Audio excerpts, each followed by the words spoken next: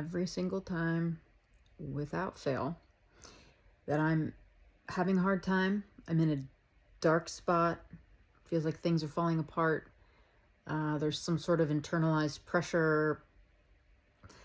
My mood feels heavy. Every time I'm there, I forget that I'm gonna get out of there. It's like without a doubt, every time. I was just reminded that I do get out, but I forget every time, and it's a really scary feeling. So I'm saying this for anybody who is there, or maybe you bookmark this and save it as a little reminder next time you're there. Because in the words of Pema Chodron, things come together and then things fall apart. And things come together and then things fall apart. And that is the way of all things. I might be paraphrasing that a little bit. Something like that. So when that's you, this is a loving reminder from your buddy EK over here that it does not last forever. You will indeed get out. What is that saying? I'm literally just now thinking of this. In the end, everything's going to be okay. If things aren't okay, things don't feel okay, it's not the end. That's such a relief. I need these words. I'd be like the guy from Memento if I tattooed all of the phrases that I seem to need that keep me afloat on this life journey. Some of y'all may find this earth journey easy. Not me. Well, not me. So if you too find this obstacle course of life rather challenging, well, you're certainly not alone. And I feel like this is to whom I am speaking. My friends who too experience the challenge, the crossroads, the crisis, the falling apart of things regularly, rhythmically. That's what it feels like to me.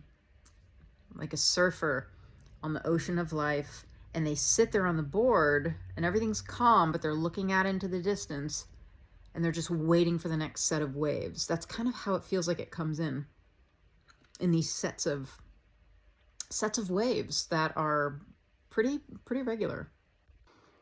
Okay. So my experience lately over these past few weeks is that, so for surfers on the ocean of life, we've been waiting for sets of waves. It feels like those waves have maybe been 2 to 4 feet high. Okay. Over these past few weeks, it feels to me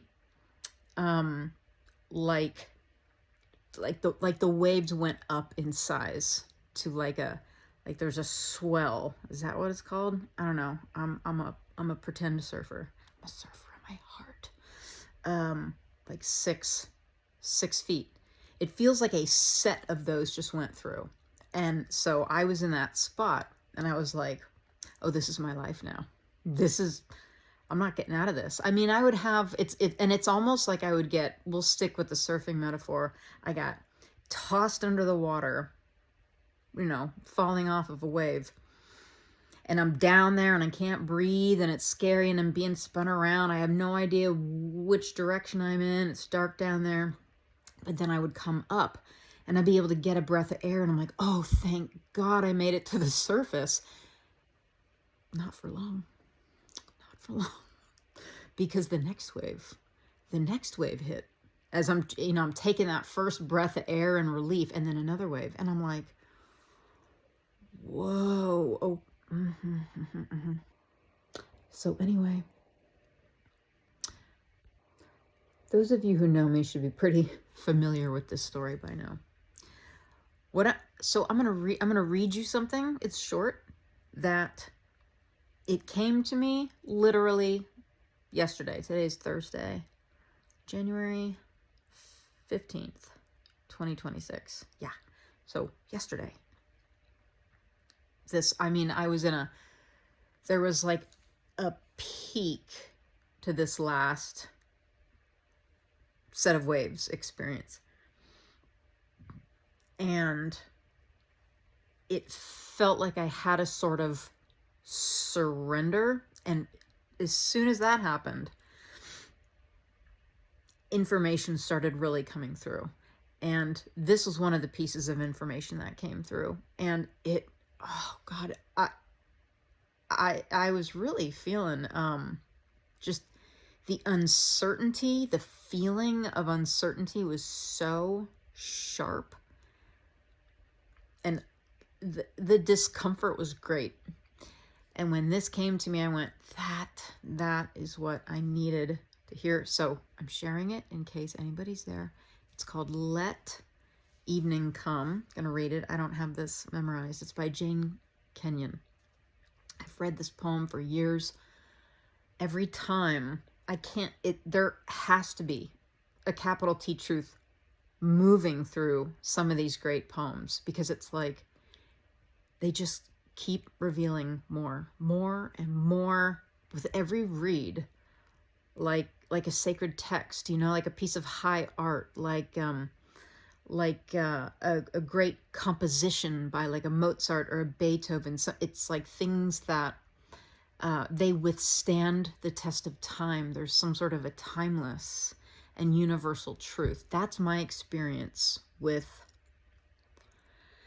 great poems. It feels like, or like real poetry, something that you can tell with the resonance in your own heart came through the writer from some greater place, almost as if there were a library of infinite information in the sky. And to me, it feels like some of these channels that are really tapped in, and they're creative folks in some way. They're writing, they're playing the guitar, they're singing, they're speaking, that they're writing sacred texts. They become spiritual teachers or motivational speakers, and many people tend to be drawn to them, I feel, because they've got that thread of, you can feel that thread of truth. And I feel that with this. So it's called Let Evening Come. Let the light of late afternoon shine through chinks in the barn, moving up the bales as the sun moves down. Let the cricket take up chafing, as a woman takes up her needles and her yarn. Let evening come. Let dew collect on the hoe abandoned in long grass. Let the stars appear and the moon disclose her silver horn. Let the fox go back to its sandy den. Let the wind die down. Let the shed go black inside. Let evening come. To the bottle in the ditch, to the scoop in the oats, the air in the lung, let evening come. Let it come as it will, and don't be afraid. God, higher intelligence, the universe, does not leave us comfortless. So let evening come. This topic is massive. This whether or not you want to call it allowing, acceptance, living life on life's terms. I was not doing that. I discovered I couldn't. I was so uncomfortable. It's like I could not befriend or accept the discomfort. I was really struggling against it. And in my understanding, that these ancient wisdom traditions tell us is that is the cause of suffering. It's when life is a greater force than we are, but when we think it should be doing something else, that's the cause of suffering. There's other ways to say that, but that's one way. This reminder to allow life to be life and to live life on life's terms came to me in several different ways. One of them being this poem. I'm going to give you all one more resource in case you are resonating with this, because there's a lot to say about it, and there's some caveats. I'm not advocating to like live a passive life and just allow everything to happen to you. It's a much more complex topic than that, but kind of impossible for me to go in on these videos that I'm trying to keep short. So I'm really just sharing resources and trusting that you're going to hear what you need in your particular situation. So if you're getting the newsletter, I'm adding this podcast, Byron Katie. If you don't know Byron Katie, I don't know, you might enjoy. I'm hoping you'll enjoy her. I've been familiar with her for years. She had a really interesting, instantaneous awakening and has been sharing her wisdom for decades ever since. And if you're just watching the YouTube video here, I will link it below. I have a heart for those who struggle because I know it. It feels like I know many facets of it, and that has just been a life's journey up until this point. And I just want to share whatever I am finding useful for my own heart. Let me end with this. Thinking about this topic, reading this poem, considering it's almost giving direction or guidance or life advice. I've got to read it a few times to really let that message come through. It's almost like it's got to penetrate through some sort of a density in my own humanness. But this poem reminded me of the Serenity Prayer, which I think is one of the, personally to me, one of the wisest prayers ever written. It's like it says it all. Come here, egg cat. Serenity Prayer. And I've talked to you about the word God, universe, whatever the creative intelligence of the cosmos. Don't need to say it again.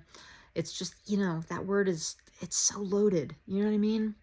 I don't know what God is. Anyway, I go through this every video I make. God, grant me the serenity to accept the things that I can't change. Shit that's going on in the world. I can't change. The courage to change the things that I can. And the wisdom to know the difference. Acceptance. It's a way out of struggle. Courage. It's a way out of struggle. Wisdom. It's a way out of struggle. I'm always looking to kind of lessen the dis-ease and increase my ease, quality of being able to experience. I mean, I know we're here to experience the spectrum of things, but I'd like to suffer a little less, you know? I'll take one of those. Thanks. But again, I almost feel like I found a couple of really pretty magical rocks on the ground, a couple of treasures, and I'm kind of just tossing them over to you to see if when you are looking at them, this sort of soothing balm and insights, helpful, supportive insights, start to enter your heart the way they have mine when we consider this idea of allowing life to be what it's going to be, allowing people to be who they are. Because if we don't, we're suffering. And again, ain't nobody want that. And I love at the end how there's that comfort. That's the line that went through my head. You know, it had been a really hard day, one of these days, but toward the end of the day, I went and I was sitting in the sauna and I was like, oh my God, it's like being in a womb. And that line, like, God does not leave us without comfort. And that was a great comfort to remember. Okay, Eggie, I'm going to give you some treats, my love. I got to give Egg her treats. More later. I have 5 gazillion things to say. I will get them all out of my mouth. But for now, I'm tossing you the rocks.